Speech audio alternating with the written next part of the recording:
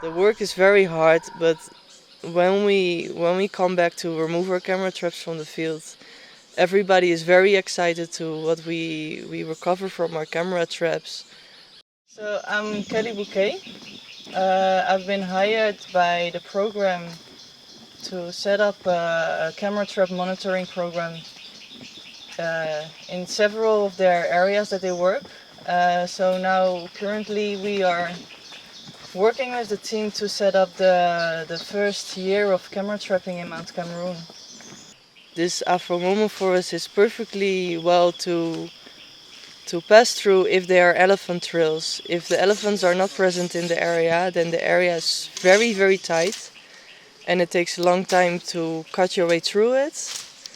And then there's also the hills, the gutters, the steep slopes.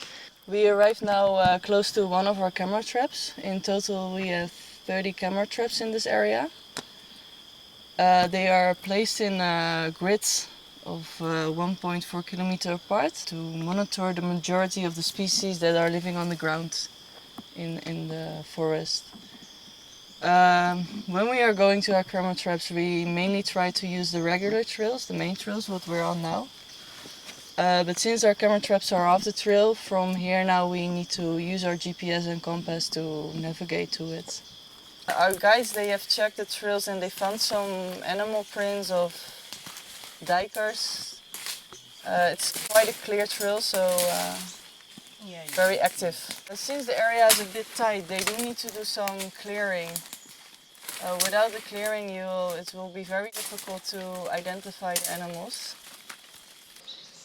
So we found spruce monkeys on about half of our camera traps that we set so far in Mount Cameroon.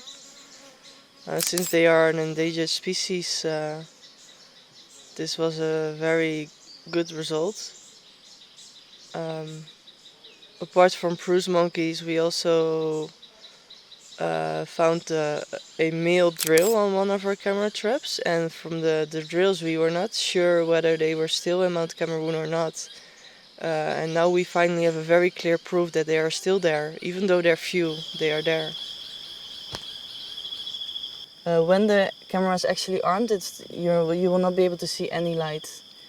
It will use an infrared flash in the night, but that is not visible to the human eye. We have here our motion sensor. Here's the heat sensor, the camera lens, the walk test light and the infrared flash.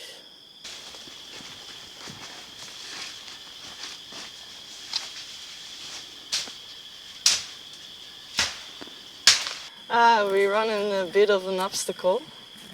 There is a steep cliff where we're trying to find our way around it, or at least a way that we can go and climb down and climb up. These places, they can sometimes delay us quite a lot. We're only 300 meters away from our next location, but I don't know how long it will take now to reach there with this cliff there. All the way down, but there's an elephant crossing up. There's a place where elephant cross this gutter up.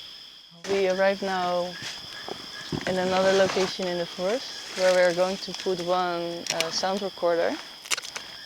So he's now going to prepare the tree with a set of climbing equipment, and at the same time we are going to prepare the sound recorder to assemble it and before we can pull it up. With the sound recorder we're getting some animal sounds. This can be chimpanzee, elephant, certain monkeys that we might miss on our camera traps.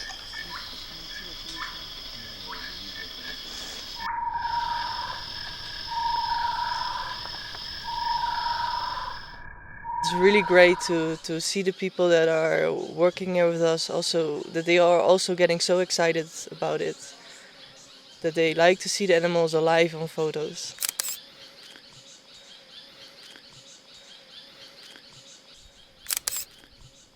A funny picture, we had this year a nice picture of two spruce monkeys who were actually mating in front of the camera trap.